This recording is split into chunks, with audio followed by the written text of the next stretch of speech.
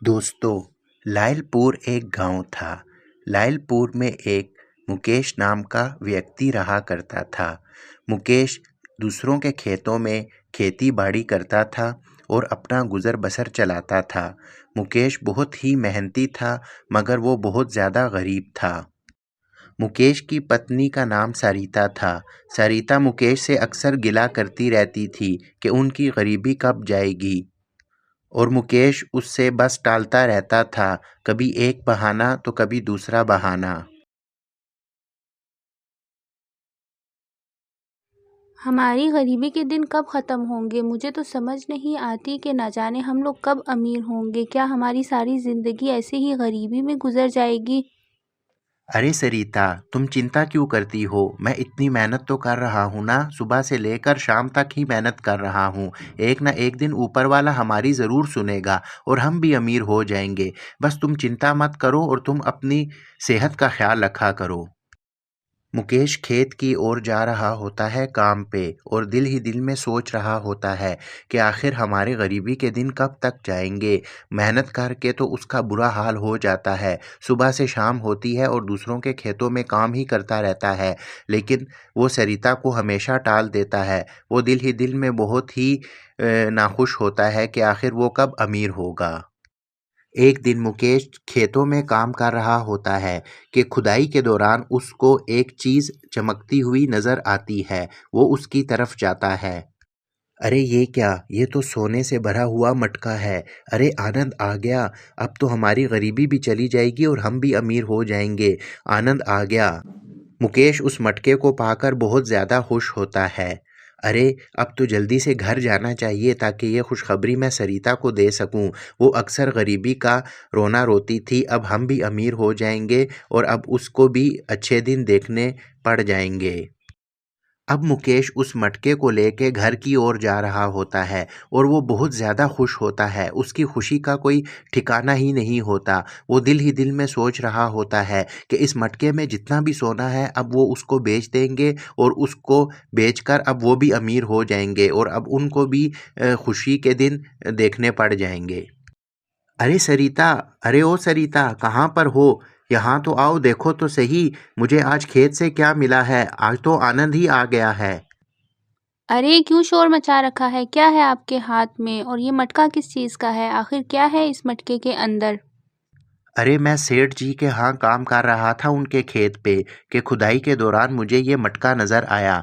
जब मैंने इसको उठाया और देखा तो ये सोने से भरा हुआ था। अब तो आनंद आ गया है, ये मटका हमारा हो गया और अब हम इस सारे सोने को बेचकर खुद अमीर हो जाएंगे। मैं तुम्हें ना कहता था कि मैं इतनी मेहनत कर रहा हूँ, इसका रिजल्ट मुझे ज़रूर मिलेगा, और ऊपर वाले ने हमें ये चीज़ दे दी। अब हम भी अमीर हो जाएंगे और अब हम भी अच्छे से ज़िंदगी गुजारेंगे, देखना तुम।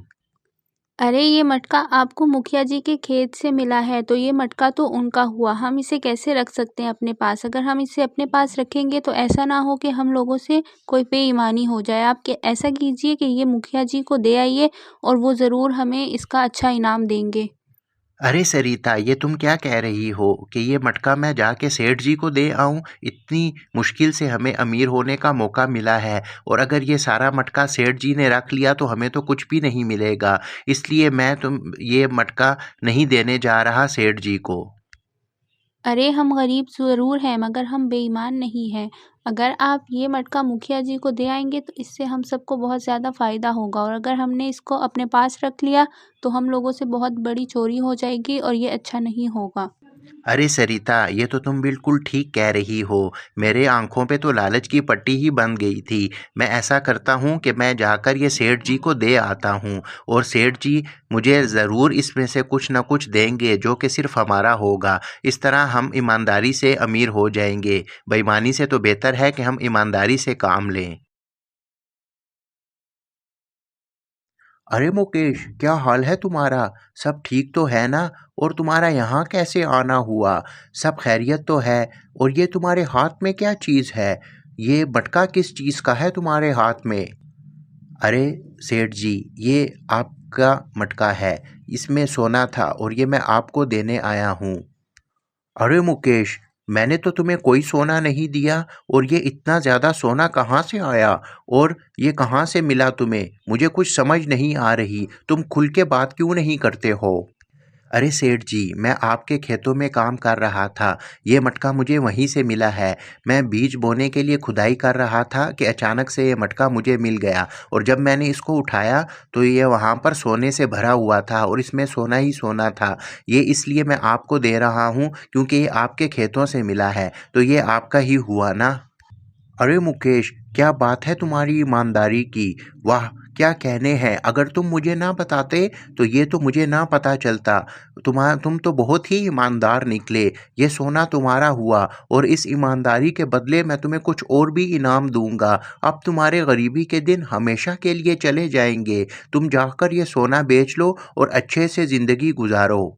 अरे मुखिया जी, क्या ये आपने सोना वाकई मुझे दे दिया? क्या बात है आपकी तो! आप तो बहुत ही सखी निकले। ये सोना अब मैं बेच दूंगा और फिर खूब अमीर हो जाऊंगा, और मेरे गरीबी के दिन भी हमेशा के लिए चले जाएंगे। और आप दूसरे इनाम की बात कर रहे हैं? मेरी गरीबी मिटाने के लिए तो ये सोना ही बहुत ज़्यादा है। अरे मुकेश, तुम जैसे ईमानदार लोग मिलते कहाँ पर है? इस सोने के साथ मैं तुम्हें पैसे भी दूंगा, और हाँ, अब तुम मेरा कारोबार देखता ना।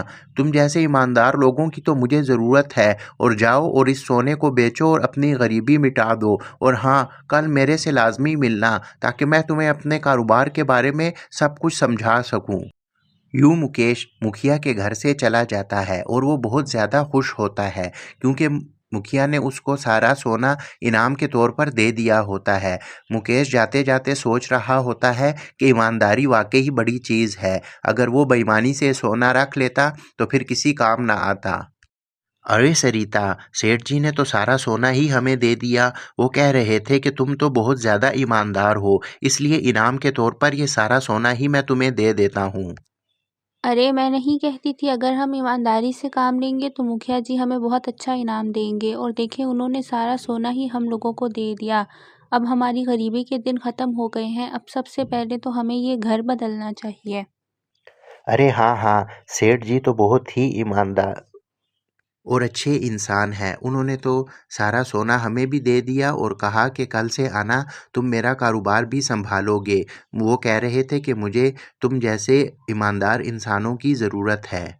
और हाँ, अब हम घर ज़रूर बदलेंगे, क्योंकि अब हमारे गरीबी के दिन अब हमेशा के लिए जा चुके हैं। अरे वाह! उन्होंने आपको कारोबार करने के लिए भी कहा है। अब तो बहुत ज़्यादा आनंद आएगा। हमारी गरीबी के दिन तो अब बिल्कुल ही ख़त्म हो गए। ये सब हमारी ईमानदारी का सिला मिला है। तो दोस्तों, आपको हमारी आज की स्टोरी कैसे लगी? देखा, हम ईमानदारी से जो भी काम किया जाए उसकी सफलता लाजमी मिलती है।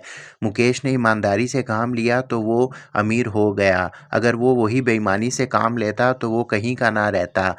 अब वो सेठ का कारोबार भी संभालने लग गया था, और अब वो बहुत बड़े घर में शिफ्ट हो चुका था, क्योंकि अब उसके पास पैसा ही पैसा था। तो दोस्तों, आपको हमारी आज की स्टोरी कैसे लगी हमें कमेंट सेक्शन में लाजमी बताइए।